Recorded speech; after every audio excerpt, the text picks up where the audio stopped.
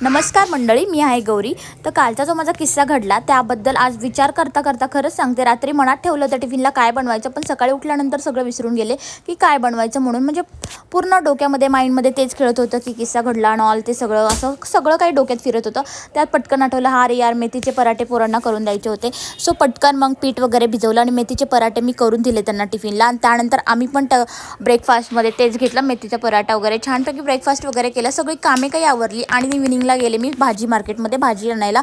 पण काय सांगू, इतकी सारी गर्दी होती ते काही विचारूच नका। पटापट भाजी घेऊन आले। भाजी घरी घेऊन आल्यानंतर मस्तपैकी ती फ्रीजच्या डब्यामध्ये ऑर्गनाईज करून ठेवली, तुम्ही बघू शकता। आणि भाजी फ्रेशच डब्यांमध्ये ऑर्गनाईज करून ठेवल्यानंतर नेक्स्ट डेला आपल्याला हलकं जातं की कुठली भाजी करायची, किंवा व्यवस्थित निसून वगैरे ठेवली तर ती आपल्याला इझी जाते, म्हणून व्यवस्थित सगळी भाजी ठेवू केली। त्यानंतर मी घेतलं, माझी फ्रेश झाले आणि आवरून झाल्यानंतर मी गेले होते एका ठिकाणी, ते तुम्हाला पुढे समजेलच कुठे ते।